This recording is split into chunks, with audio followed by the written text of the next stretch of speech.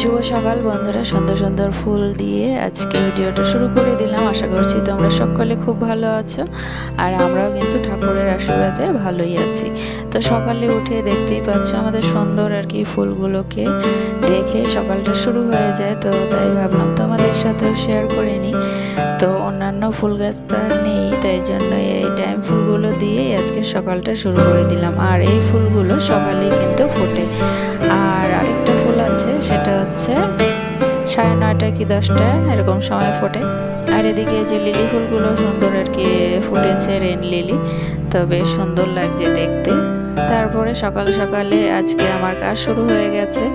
তো এই দেখো সকালে উঠে সব কাজকর্ম শুরু করে দিচ্ছি। এখন এই যে সকালে পরিবেশটা তোমাদের সাথে শেয়ার করলাম। আগে তো ফুল গাছগুলো দেখিয়েছিলাম, আর এখন এই যে বাইরেটা তোমাদের সাথে শেয়ার করে নিচ্ছি। তো দেখো, যেহেতু বর্ষার দিন টিপটিপে বৃষ্টি কিন্তু পড়তেই থাকে, মাঝে মধ্যে তো বেশি হয়, তারপরে আবার কমও হয়। আর দেখো পাকাগুলো সব একদম নীলিও পড়ে যায়। তো সবসময় তো পরিষ্কার করা সম্ভব নয়, আর যেহেতু আমার শরীরটা ভালো নেই সেই জন্য আর সবসময় করতেও পারি না।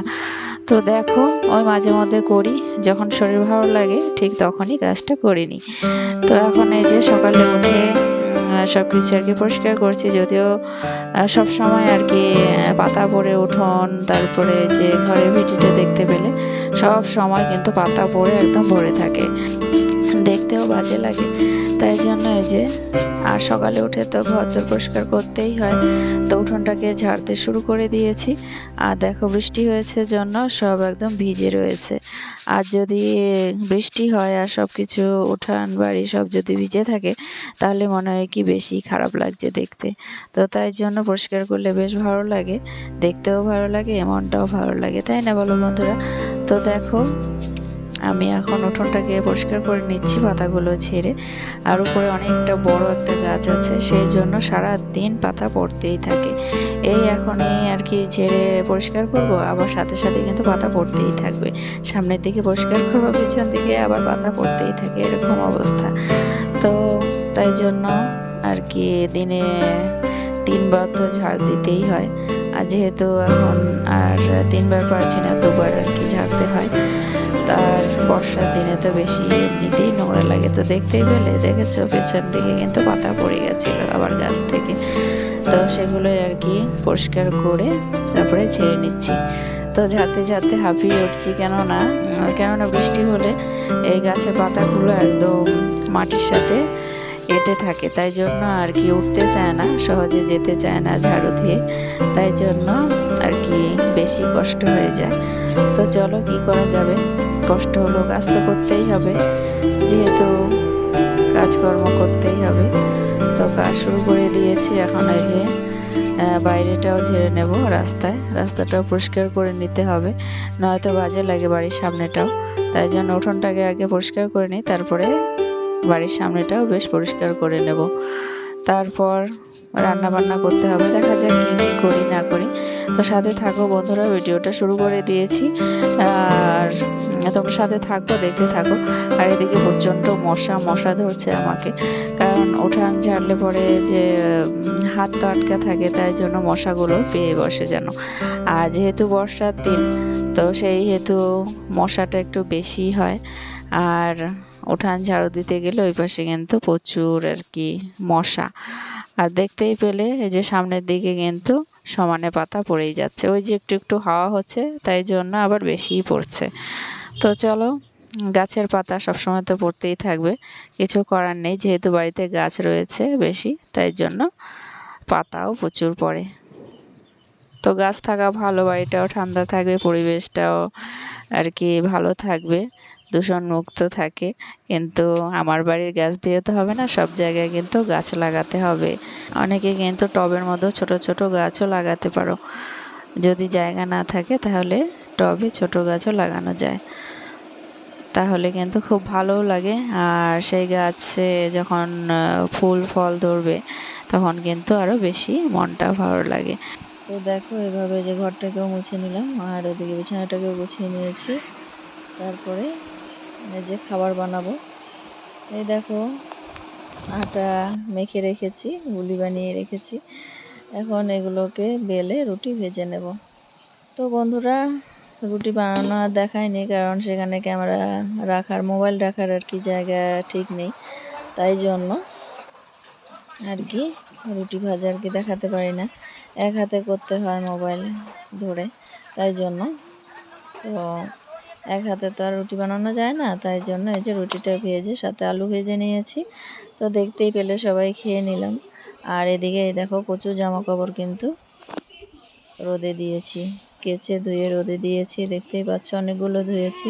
আরও কতগুলো বিছানা চাদর সব কিছু আর কি ভেজানো আছে। এই দেখো, এই যে বিছানা চাদর, বালিশের ওয়ার, তারপরে নাইটি সব কিছু আর কি ভিজিয়ে রেখেছি, এগুলো একটু পরে ধোবো, তাই জন্য। তো চলো, আর অনেকগুলো জামা কাপড় কিন্তু ধুয়ে রোদে দিয়ে দিয়েছি। আর এখন হচ্ছে জায়গা নেই, তাই জন্য একটু পরে ওগুলো মেলে দেব ধুয়ে। তো চলো, এখন এই যে খারকুন পাতা ভেজে রেখেছি, ওটাকে বাটা করব। আর এদিকে তোমাদের দাদাভাই মাছ নিয়ে চলে এসেছে। তো এই দেখো, মাছের সাথে কিন্তু ডিমও রয়েছে মাছের। তো মাছের ডিম রয়েছে, এগুলো সব কিছু আর কি ধুয়ে তারপরে ডিমগুলোকে ছোট ছোট করে কেটে নেব, ডিমের বড়া করব আর মাছ রান্না করব আর লঙ্কা বাটা করবো, আর কিছু রান্না করবো না আজকে। তো এগুলোই আজকের খাবার দাবার আর কি করব। তো চলো, তো বন্ধুরা একটা কথা, আগামী দিনে ভিডিও খুব ভালো আসতে চলেছে, খুব সুন্দর। তো সাথে থেকো আর দেখো অবশ্যই। আর এদিকে দেখো, হাঁড়িটাকে আমি এই যে মেজে ধুয়ে একদম মাটি মাখিয়ে রেখেছি। আর এদিকে উনানটাকেও লেপে নিয়েছি। আর ওইদিকে খারকুন পাতাটা আমি গ্যাস ওভেনে ভেজে রেখেছি, তাহলে তাড়াতাড়ি হয়ে যাবে। এদিকে রান্না বসিয়ে এটাকে বাটতে থাকবো, তো হয়ে যাবে বাটা। আর মাছের ঝোল করার জন্য লঙ্কা আদা এসব বেটে নেব। তো আমি এই যে কৌটোগুলো ধুয়ে নিয়েছি, এই যে সুন্দর পরিষ্কার হয়ে গেছে চকচকে।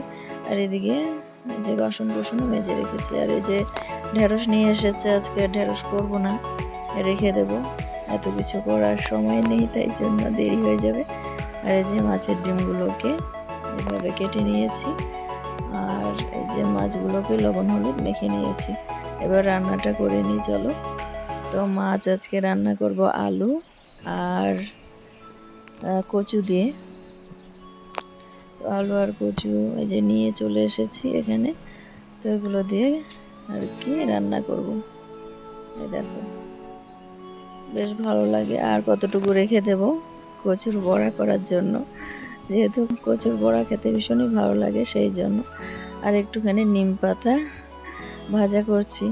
তো তোমরা কে কে নিম পাতা খেতে পছন্দ করো অবশ্যই জানিও বন্ধুরা। তো দেখো, এই যে নিম পাতা ভেজে নিচ্ছি। তো নিম পাতা ভাজা কিন্তু খাওয়া বেশ ভালো। আর বাড়িতে গাছ রয়েছে, তবুও আমরা কিন্তু কমই খাই, ওই যদি লাগে তাহলে কাঁচাই আর কি খাওয়া হয়, রস করে খাওয়া হয়, এমনিতে চিবিয়েও খাওয়া হয়। আর একটুখানি শাক নিয়ে এসেছে, তো অল্প একটু শাক জন্য আমি যে গ্যাস ওভেনে বসিয়ে দিয়েছি, তো তাই জন্য আর উনানে আর কি করিনি। তারপর রান্না টান্না করে খেয়ে নিয়েছি। তো কী রান্না করলাম তোমাদেরকে বলেছি, কিন্তু দেখাইনি। তো চলো, তারপরে এই যে বিকেলে একটুখানি মশলা করে নেব, মশলা ফুরিয়ে যাচ্ছে, তাই জন্য।